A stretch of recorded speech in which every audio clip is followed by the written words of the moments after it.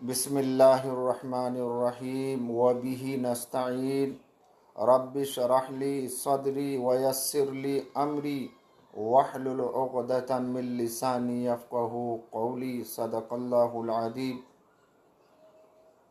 मोहतरम सामईन, आज 15 अगस्त की तारीख़ है और पूरे हिंदुस्तान में 15 अगस्त की खुशियाँ मनाई जाती है।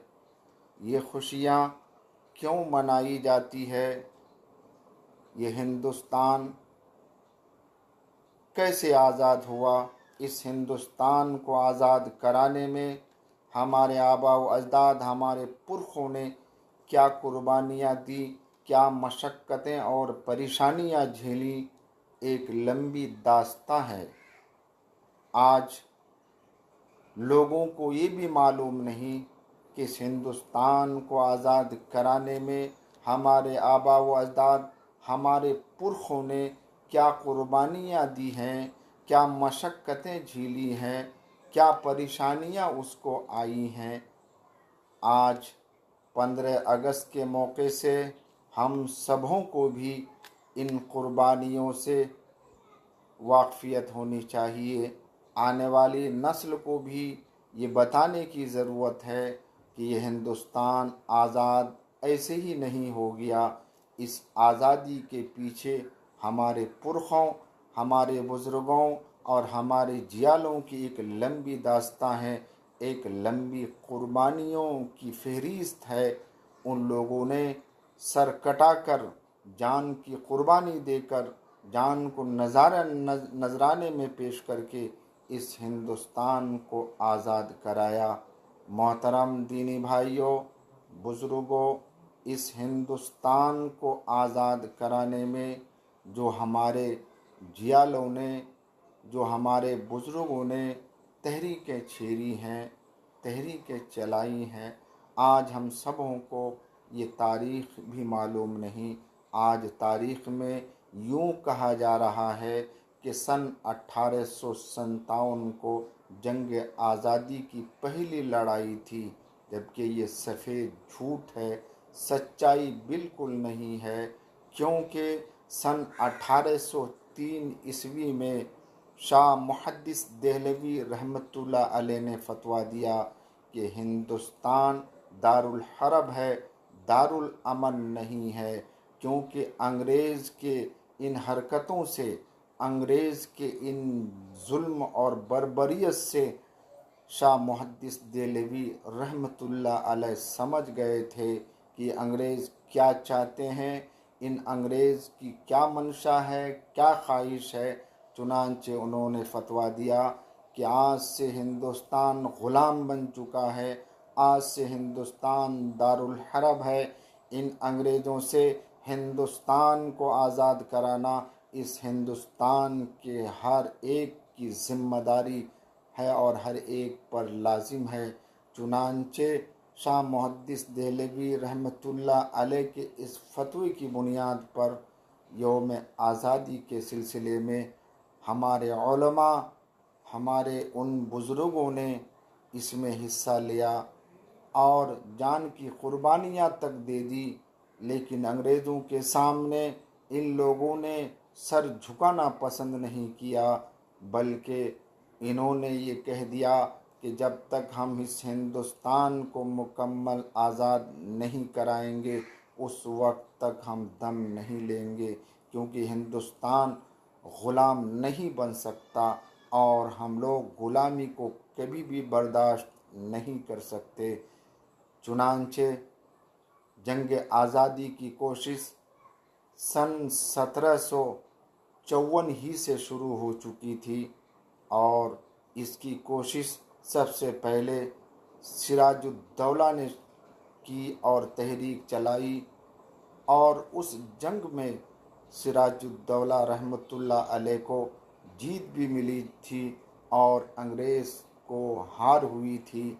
इसी तरह तहरीक चलती रही, एक के बाद दीगर हमारे पुरखों ने कुर्बानियाँ दी और शहीद होते गए। सन 1799 में एक मैसूर का शेर टीपू सुल्तान के नाम से जाना जाता है, उसकी शहादत हुई। उन्होंने भी एक लंबी जंग लड़ी, कुर्बानियाँ दी, और उन्हीं का ये कौल है कि गीदड़ की 100 साल की ज़िंदगी शेर की एक दिन की ज़िंदगी बेहतर है। ये टीपू सुल्तान जब शहीद हो गए तो अंग्रेज़ों ने ये सोचा कि अब हमारे दरमियान जो रुकावट थी वो ख़त्म हो गई, अब हम हिंदुस्तान को आसानी के साथ कब्ज़ा कर लेंगे और इस हिंदुस्तान पर हम हुकूमत करेंगे। चुनांचे टीपू सुल्तान की शहादत के बाद हमारे पुरखों, हमारे बुज़ुर्गों ने इस तहरीक को आगे बढ़ाया, इस मिशन को आगे बढ़ाया और दिलों में ये जज्बात लेकर आगे बढ़े कि इन अंग्रेज़ जो रंग के गोरे हैं लेकिन दिल के मुकम्मल सियाह, मक्कार, अय्यार, जो हिंदुस्तान और हिंदुस्तान के बासियों को ग़ुलामी के ज़ंजीरों में डालने में कोई कसर न छोड़ी। हमारे इन पुरखों ने ये जज्बा अपने अंदर लेकर आगे बढ़ते रहे और तहरीकें चलाते रहे। तहरीक चलती रही, कोशिश होती रही। चुनांचे सादिकपुर की जंग हुई, बक्सर की लड़ाई हुई, रेशमी रूमाल की तहरीक चली। सन 1857 में जो जंग आज़ादी लड़ी गई, ये शाह बहादुर ज़फ़र की क़यादत में लड़ी गई। उस वक्त दिल्ली में बहादुर शाह ज़फ़र की हुकूमत थी और उन्हीं की क़यादत में ये जंग लड़ी गई। लेकिन इस जंग में मुसलमानों की बहुत बड़ी तादाद में शहादत हुई। हमारे बिरादर वतन ने भी शहादतें दी, लेकिन तारीख़ हमें बताती है कि इस जंग में 29,000 लोगों की जानें गई और शहादतें हुई। इन 29,000 शहीदों में 24,000 खालिस मुसलमान शहीद थे। 5,000 हमारे बिरादर वतन ने कुर्बानियाँ दी और यही वो जंग थी कि जिसमें हमारे बिरादर वतन ने कुर्बानियाँ दी।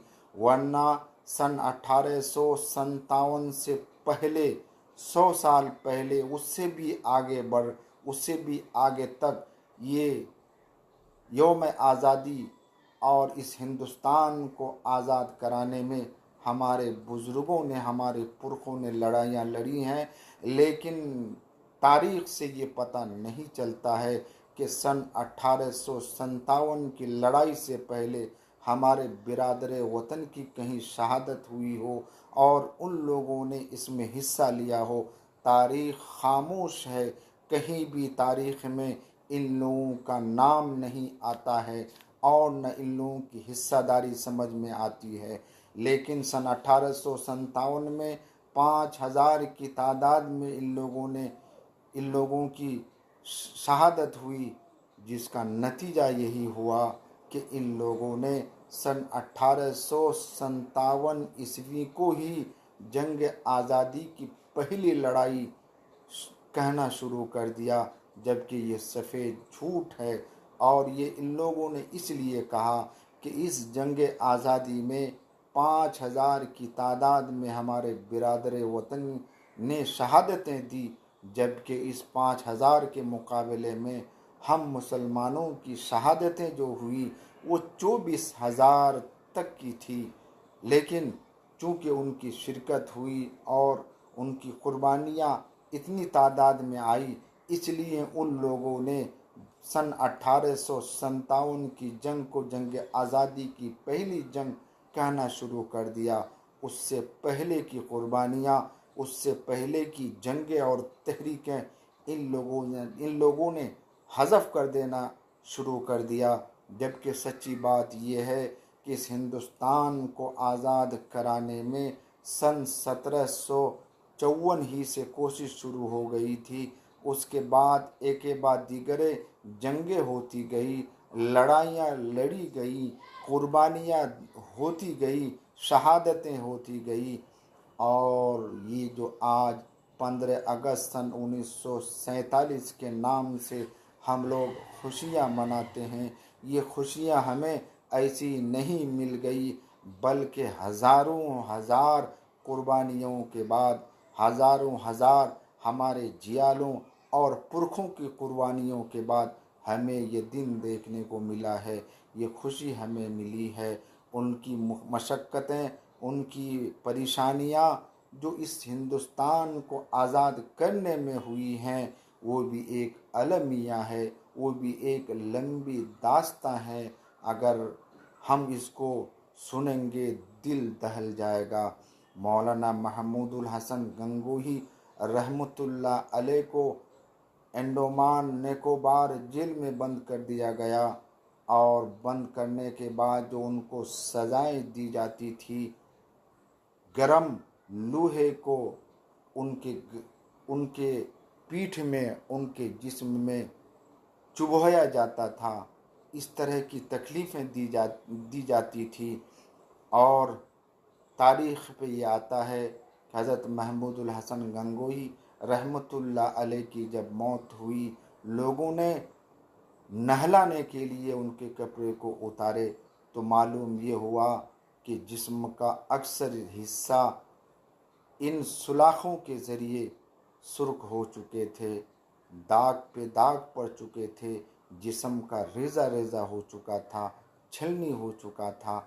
लेकिन इतनी मशक्क़तें और दुश्वारियों के बावजूद इन अंग्रेज़ों के सामने हमारे इन पुरखों ने, हमारे इन बुज़ुर्गों ने सर नगु नहीं किया, बल्कि उनको ये कहते रहे कि जब तक हम हिंदुस्तान को मुकम्मल आज़ाद नहीं कराएंगे, हम दम नहीं लेंगे, चाहे हमारी जान चली जाए, चाहे हमारे अजीज़ व अक़रबा, हमारे ख़ानदान के लोगों की जानें चली जाए, लेकिन हम जब तक इस हिंदुस्तान को अंग्रेज़ों से आज़ाद नहीं कराएंगे, हम दम नहीं लेंगे।